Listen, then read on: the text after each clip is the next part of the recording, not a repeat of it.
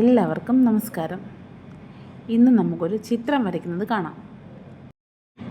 ഇത് ഞങ്ങളുടെ രാജമാഷ് നല്ലൊരു കലാകാരനാണേ. മനുഷ്യൻ്റെ ആദ്യത്തെ ഭാഷയാണ് വര. അക്ഷരങ്ങൾ കണ്ടുപിടിക്കുന്നതിന് മുൻപേ മനുഷ്യർ ആശയവിനിമയം നടത്തിയിരിക്കുന്നത് വരകളിലൂടെയായിരുന്നു. ഉദാഹരണമായിട്ട് ഗുഹചിത്രങ്ങൾ. അതായത് പണ്ടത്തെ മനുഷ്യർ ഒരു രാജ്യത്ത് നിന്നും വേറൊരു രാജ്യത്തിലേക്ക് യാത്ര ചെയ്യുമ്പോൾ അവർക്ക് വഴി തെറ്റാതിരിക്കാൻ വേണ്ടി അവർ ഓരോരോ ഗുഹകളിലും അടയാളമായിട്ട് ഓരോരോ ചിത്രങ്ങളും ഒക്കെ വരച്ച് അങ്ങനെയായിരുന്നു അവർ വഴി മനസ്സിലാക്കിയിരുന്നത്.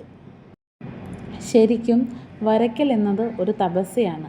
ഇത് വെറും ഒരു വിനോദം മാത്രമല്ല, മറിച്ച് ഒരാളുടെ ഉള്ളിലെ കാര്യങ്ങൾ പുറം ലോകത്തിന് കാണിച്ചു കൊടുക്കുന്ന ഒരു അത്ഭുതകരമായ പ്രക്രിയ കൂടിയാണിത്.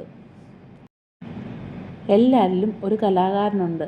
അത് തിരിച്ചറിയുക എന്നതാണ് ഏറ്റവും പ്രധാനം. വരയ്ക്കാനുള്ള കഴിവിൻ്റെ പ്രാധാന്യം ഏറ്റവുമുള്ളത് ഏകാഗ്രതയാണ്. ഒരു ചിത്രം വരയ്ക്കുമ്പോൾ നമ്മൾ ബാഹ്യലോകം മറന്ന് അതിൽ മുഴുകുന്നു. ഇത് മനസ്സിനെ ശാന്തമാക്കാനും ഏകാഗ്രത വർദ്ധിക്കാനും നമ്മെ സഹായിക്കുന്നു. സാധാരണക്കാർ കാണാത്ത പല കാര്യങ്ങളും ഒരു കലാകാരൻ ശ്രദ്ധിക്കുന്നു.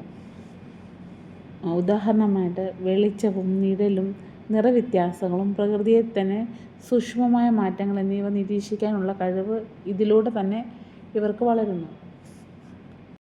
കൂടാതെ സ്ട്രെസ്സ് കുറയ്ക്കാനുള്ള ഏറ്റവും നല്ലൊരു മാർഗമാണ് ചിത്രം വരയ്ക്കുന്നത്. മനസ്സിനെ അലട്ടുന്ന കാര്യങ്ങളെ വരകളിലൂടെ പുറത്തുവിടുമ്പോൾ അതൊരു തരത്തിലുള്ള ഒരു തെറാപ്പിയും കൂടിയാണ്. പിന്നെ എന്നെപ്പോലെ തന്നെ എല്ലാവർക്കും സംശയമുള്ള ഒരു കാര്യമാണ് ഈ വരയ്ക്കാനുള്ള കഴിവ്. ഇത് ജന്മനാ കിട്ടുന്നതാണോ അതോ നമ്മൾ തന്നെ ആർജിച്ചെടുക്കുന്ന ഒന്നാണോ എന്നുള്ളത്. പണ്ടും നിങ്ങളെപ്പോലെ ഞാനും വിചാരിച്ചിരുന്നത് ഈ വരയ്ക്കാനുള്ള കഴിവ് ജന്മനാ കിട്ടുന്ന ഒന്നാണെന്നാണ്. പക്ഷെ അങ്ങനെയല്ല. നിരന്തരമായ പരിശ്രമത്തിലൂടെയും പരിശീലനത്തിലൂടെയും ആർക്ക് വേണമെങ്കിലും ഈ വരയ്ക്കാനുള്ള ഒരു കഴിവ് ഉണ്ടാക്കിയെടുക്കാം. പക്ഷേ അതിനുവേണ്ടി നമ്മൾ നിരന്തരം പരിശ്രമിക്കണമെന്ന് മാത്രമേ ഉള്ളൂ.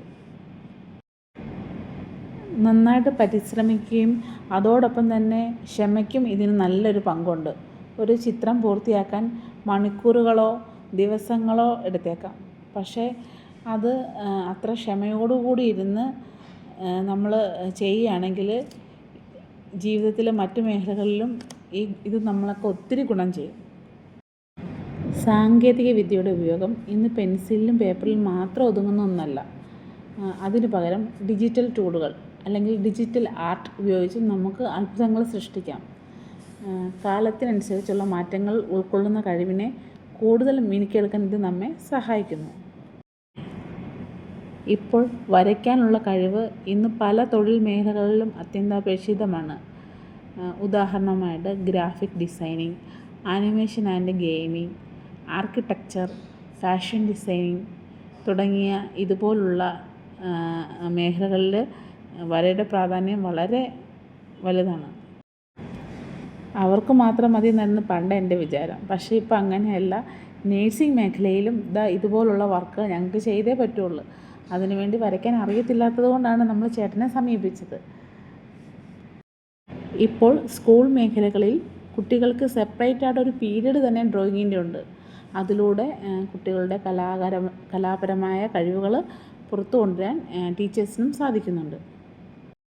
ഇപ്പോൾ നമ്മുടെ സോഷ്യൽ മീഡിയയൊക്കെ വളർന്നു വന്നതുകൊണ്ട് സ്വന്തമായ ഒരു ബ്രാൻഡ് ഉണ്ടാക്കാനും സോഷ്യൽ മീഡിയ വഴി അത് ലോകമെമ്പാടും ആളുകളിലേക്ക് എത്തിക്കാനും വളരെ എളുപ്പമാണ്. പിന്നെ എല്ലാവർക്കും തന്നെ ഉള്ളൊരു സംശയമാണ് ഈ കഴിവുകളൊക്കെ പ്രായമാകുമ്പോൾ ഇതൊന്നും ചെയ്യാൻ പറ്റത്തില്ല, ഇത് കുട്ടിക്കാലത്തെ ചെയ്ത് പരിശീലിക്കേണ്ട ഒന്നാണെന്ന്. എന്നാൽ അങ്ങനെയല്ല. പ്രായമാകുമ്പോഴും നമുക്ക് അത് ചെയ്യാനുള്ളൊരു മനസ്സ് മതി. വരയ്ക്കാനുള്ള പ്രായം ഒരു തടസ്സമല്ല. ഏത് പ്രായത്തിലും തുടങ്ങാവുന്ന ഒന്നാണ് ഈ വര എന്ന് പറയുന്നത്. പൂർണ്ണതയല്ല, മറിച്ച് വരയ്ക്കുമ്പോൾ ലഭിക്കുന്ന സന്തോഷമാണ് പ്രധാനം. ഒരു ചിത്രം 1000 വാക്കുകൾക്ക് തുല്യമെന്നാണ് പറയപ്പെടുന്നത്. നമ്മുടെ ചിന്തകളെ ലോകത്തിന് കാണിച്ചു കൊടുക്കാൻ വരയേക്കാൾ മികച്ച മറ്റൊരു മാധ്യമമില്ല. അതിനാൽ നമ്മുടെ ഉള്ളിലെ കലാകാരനെ എല്ലാവരും പ്രോത്സാഹിപ്പിക്കുക. അപ്പം നിങ്ങൾ എപ്പോഴെങ്കിലും ഒരു ചിത്രം വരച്ചിട്ടുണ്ടെങ്കിൽ അതിനെപ്പറ്റി കമൻ്റ് ഇടണം.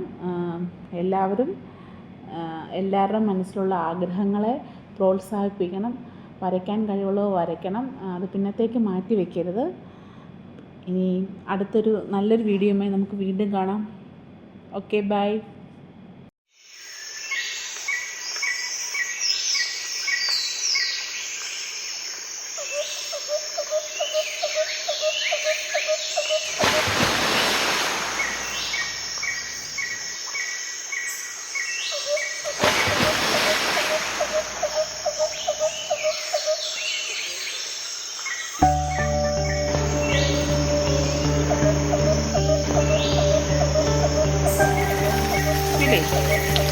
അയക്കണം.